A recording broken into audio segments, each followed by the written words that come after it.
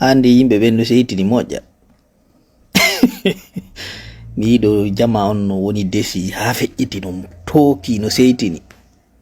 o parce que ɗum ɗo surprise yiɓe ko ɓe dumbuya no waɗi ɗo musidɓe jippine ɓerɗe ɗen.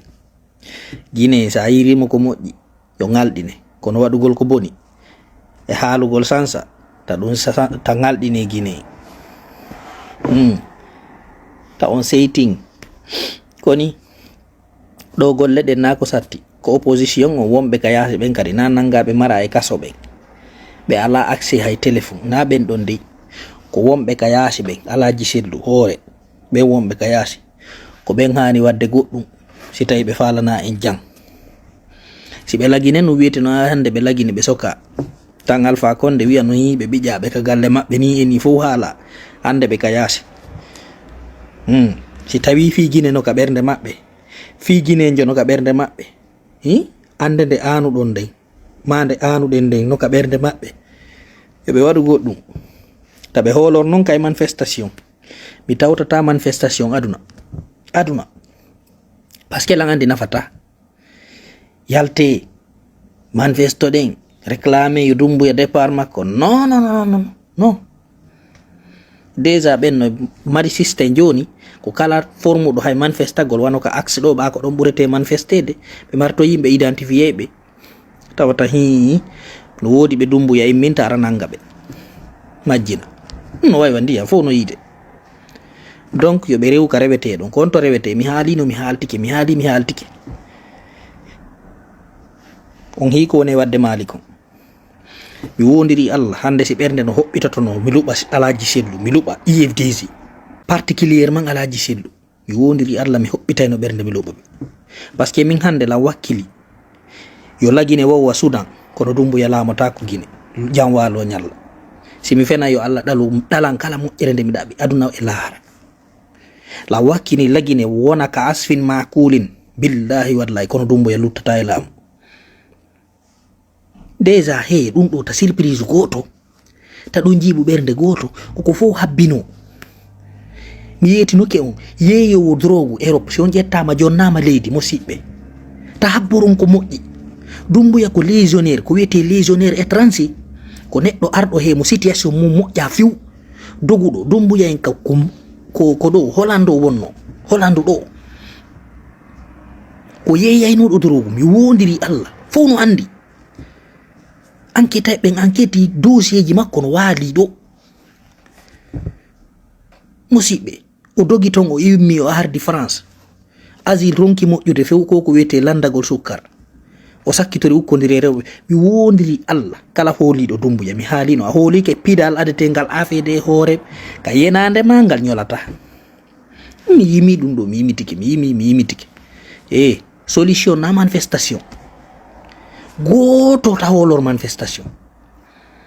Dumbuya mi yetinoke on o teddinta konngol makko ko neɗɗo mo feewa yimɓe no artira ɗo yewtiriji ɗo yewtuno enen no sikka ono mari ndimo o sikka Dumbuya ko dimo Alpha Condé e bonki mum o ɓanni o looti o wallini o ñammini o waɗani o kala ko goɗɗo waɗanta goɗɗo taw kon yiltoto wona contre Alpha Condé ingrat wara gardiɓe Alpha Condé wara yimɓe nanga Alpha Condé puusa exil musidɗo ko ampullo Fuuta waccanta ampullo Fuuta ono mendude ko honno miijitorton woɓɓe mum ta goto heɓu déception e ɗum ɗo koko fof habbino ni ta goto en min on ɗum ɗo ngalɗinilan haɗini Guinée en jo sa yirimo ko moƴƴi yo ngalɗine kono waɗugol ko boni ɗum fof no habbora ɗum fuɗɗi e karmo ko haakali foppo ko naafi foppo ko nifak foppo ko yiiloɓe paɗe mi wondiri Allah Guinée jo moƴƴo komo yawɗa sedde 99% Guinée ɓe moƴƴa ɓe haalata gonga ɓe yiɗa ko moƴƴi ɓe bambata haqiqa ɓe yiɗatama fi Allah ɓe supportatama e hoore gonga kala ka ɓe yiɗa fokkitiri yeeso ko ɓe pooɗe ɓe na yata ɓa menen min yahaali hay goto e min yahata Guinée fof no reeni ko woni wadde Cameroun fi galantinɗo leydi wiyete ko leydi wala demago ko noon hino ɓe woni sendirde leydi no joni fof no hiyi ko wanɗu waɗi Madagascar ɗo hande fof no reeni communauté international français ma hi France particulièrement France woni puusude onon ko CEDEAO holor ɗum ko union africain Soudan yimɓe ɓen wareede jemma ñalorma bimbi kikiɗe sabu militaire yiɓe ɗiɗo ɓe andanɗa hoore ma ko intérêt woɓɓe goo ɓe jokki ɓe ɓe hiyoto ɓe yakko Arabie Saoudite Imarat ini Qatar e sifa ɗum arabu on e Amérique OTAN ko ɓe mbambi oɗa ko Russie Turquie e wayta ɓe noon musiɓe o nani union africaine no ala ɗum pullo katara bi IFDG sellu ko an IFDG ko an sellu woni ka yaasi fen ɗo si tawi ɗon falana men jang ɗon fala laamu Guinée on falaka wonde exil ha ñande may ɗon ndaare solution sino moƴƴi feere min ino ɗo hunde raɗota ko dumbuyara ko carte on yimo fo mafa ko organise ɗo référendaire ɓenni ɓe gañi wuyi o remporti lanni jam waali ñalli hande haysi ko bareeru har ko rawandu caangol wiya ko kayru won tette lagine yimɓe heɓoto demagogue ɓe dolle iwtirɓe ɓaawa makko yahi tappanimo campagne wi ko ndu rawandu ɗo ɓuri moƴƴande lagine ko Allah addi ndu bareeru ɗo kadi na fere noon ko yeyaynoɗo dorogu mi yetinoki enta goɗɗo hoolo o kono yimɓe ɓe no sikkude ko wonti gerta haala ɗo konko fi mane haalugol to ma fiɓa haala no weli ka o rewri o laami ɗum ko kongal mi jogi ɗo gandi gilam fuɗɗingol haalde ka o rewri o laami ɗum ko ɗon rewa toon son faala dégage mo dumbu ya ala hersa o ala ndimu o ala kulol goɗɗo ko andi o ko yiite so waɗama yiite o ɓe kay billahi wallahi tallahi dumbuya ko yeto mo moɓa ɗo gardi waɗa woɓɓe ɓe tini veste waɗa woɓɓe militaire kagul ko sama kala grenade rewtere futti hakkunde maɓɓe ɗo mi wondiri Allah mo kala ƴetta e direction kere o ganda fi tumba e dadis ko yollodiri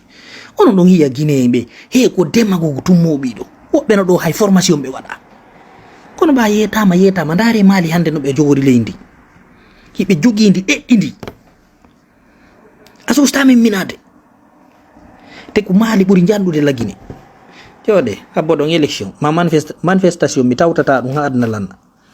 par ce que fus nafata ko a yaltuɗo ɓe wara ɓiɗɗo goɗɗo pour absolument rien